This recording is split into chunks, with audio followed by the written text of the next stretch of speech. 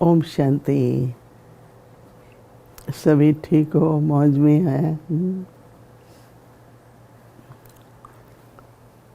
प्रकृति भी अपना खेल दिखा रही है। सभी खासकर अमेरिका में 3-4 दिन की छुट्टियों के बाद लौट रहे हैं, तो बहुत ही बारिश, बहुत ही तूफान। मुझे याद है कि जब पहली बार मुझे एक बहन थी और हम 2-3 आपस में फ्रेंड्स थे। हमने जब ज्ञान सुना तो उसने 20 मिनट में पहले बहुत सिंपल तरीके से कि जैसे आपका शारीरिक माता पिता है वैसे आप आत्मा है और आपका माता पिता परम पिता परमात्मा है। कहाँ से आए हैं, कहाँ जाना है, ये तो सबको पता है कि आते भी हैं और जाते भी हैं। पर जब पता चला कि जिस चीज़ के लिए, प्राप्ति के लिए ऋषि मुनि तपस्वी मुक्ति धाम जाना है, मुक्ति चाहिए, हमें पता चला कि मुक्ति तो हमारा घर है, परम धाम है, शांति धाम है, निराकारी दुनिया है, निर्वाण धाम है। अलग अलग तरह के नाम थे। तो एकदम ऐसा लगता है जैसे कोई अनाथ होता है और उसको अपने माता पिता और घर का पता लग जाए तो कैसी फीलिंग आती है।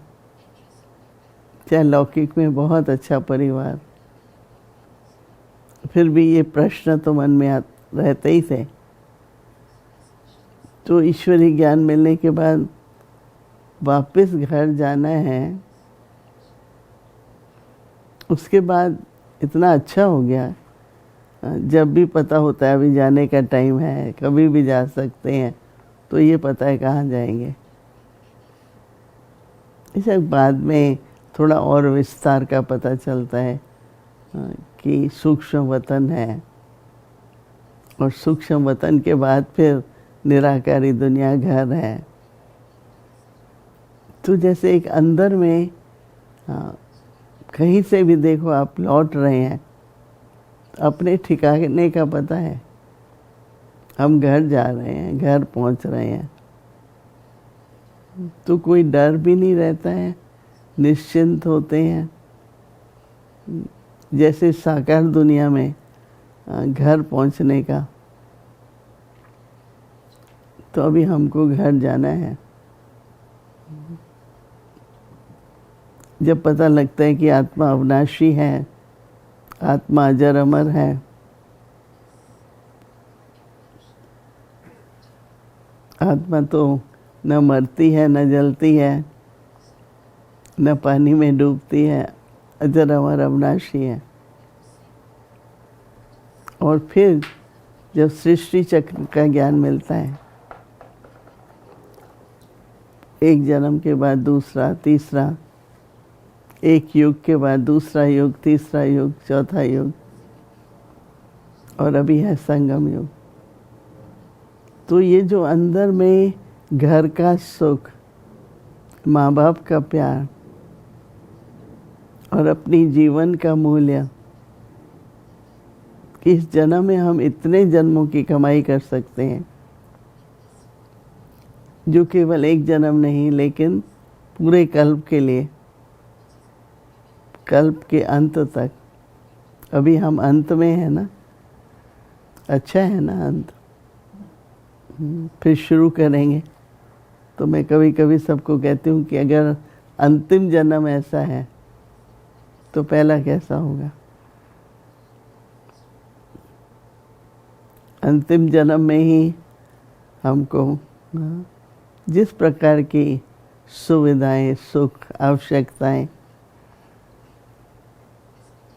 सब प्राप्त है। और फिर बाबा का बनने के बाद इतना बड़ा परिवार, बेहद का यज्ञ, किसी बात की चिंता फिक्र नहीं। बाबा बैठा है, बाबा कहता है बच्चे दाल रोटी तो मिलेगी। तो इस तरह से जैसे इतना दिल में धैर्यता आ गई, विश्वास हो गया। नहीं तो पहले मन भटकता था, अच्छा फिर क्या होगा, और डर बहुत था, क्या होगा फिर, इसके बाद क्या होगा। अभी तो कहते हैं ऐसे तो कुछ नहीं होगा, पर होगा भी तो घर चले जाएंगे। हम लोग जब पहले मधुबन गए शुरू में 1958 में, तो ये नियम होता था कि 9 बजे 8:20 पर क्लास पूरी होती थी। थोड़ा समेट करके 8:45 हम लोग सब अपने कमरे में जाते थे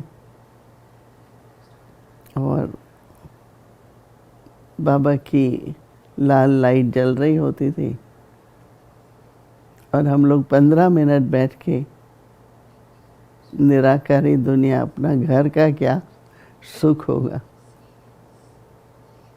क्योंकि जब हम घर में होंगे तो घर के सुख का ये नहीं मालूम होगा, ये घर का सुख है।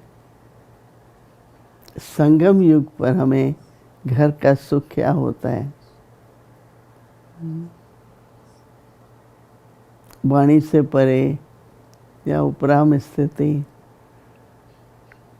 तो जैसे कि रात को 15 मिनट हम लोग बैठ के अपना घर, निराकारी दुनिया, निराकारी स्थिति का अभ्यास करते थे और उसके बाद स्वतः ही प्रातःकाल अमृत वेला बहुत अच्छी लगन से उठते थे।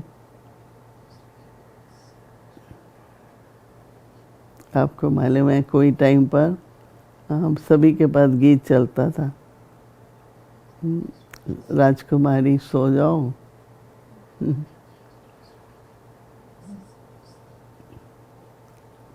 और सजनीय सो जाओ, राइट, राजकुमारी उठ जाओ। तो इतने ऑपोजिट। पहले ठीक था।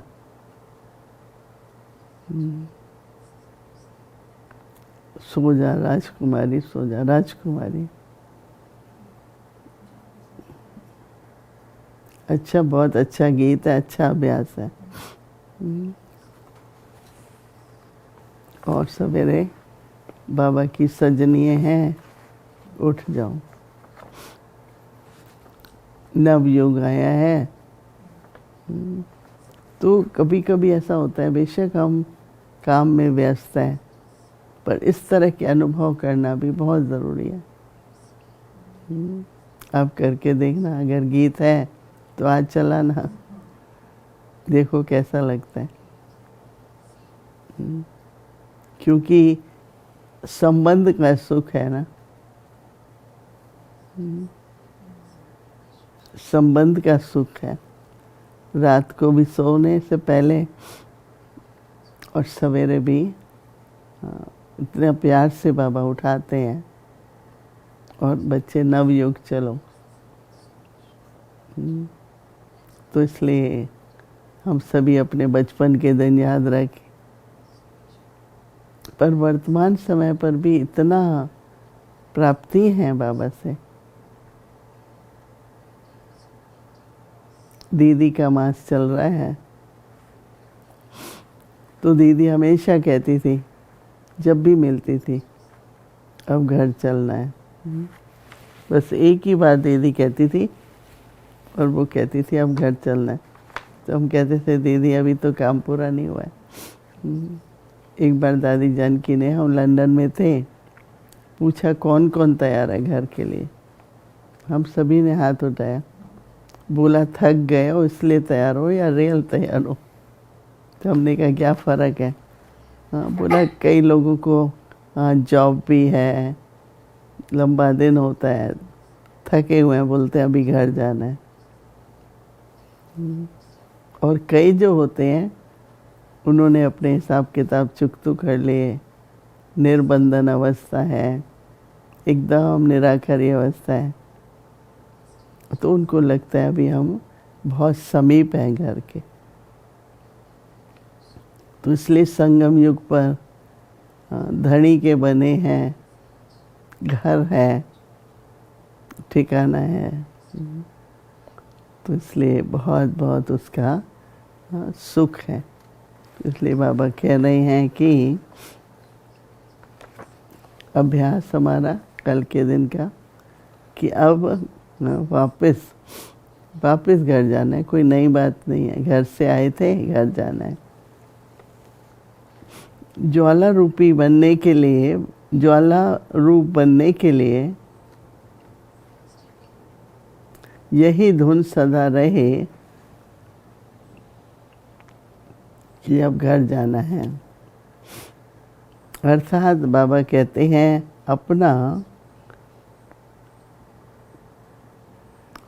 अर्थात उपराम जब अपनी निराकारी घर जाना है तो वैसा ही वेश बनाना है। मतलब निराकारी स्थिति का उतना ही अभ्यास हो। तो बाबा कहते हैं तो क्या होगा, घर जाना है तो निराकारी दुनिया में जाना है ना, तो स्थिति कैसी चाहिए, निराकारी। तो बाबा कहते हैं अब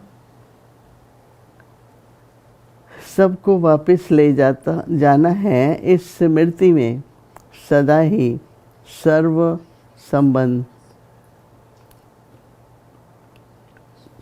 सभी प्रकृति के आकर्षण से ऊपर। अर्थात बाबा कहते हैं साक्षी बन जाओ। बाबा का एक एक शब्द देखो ना, साक्षी बनने से बाबा कहते हैं क्या होगा, सहज ही बाप के साथी बाप समान बन जाएंगे। साक्षी अगर हैं तो क्या होगा, बाप के समीप बाप समान बन जाएंगे। तो निराकारी स्थिति और साक्षी स्थिति। अभ्यास कोई बहुत लंबा चौड़ा नहीं कर सकते ना, इन दो शब्दों का करो, क्या, निराकारी और साक्षी स्थिति। अभी कुछ घड़ी के लिए बैठेंगे और सभी अपनी निराकारी स्थिति और साक्षी स्थिति का अभ्यास करो। ओम शांति।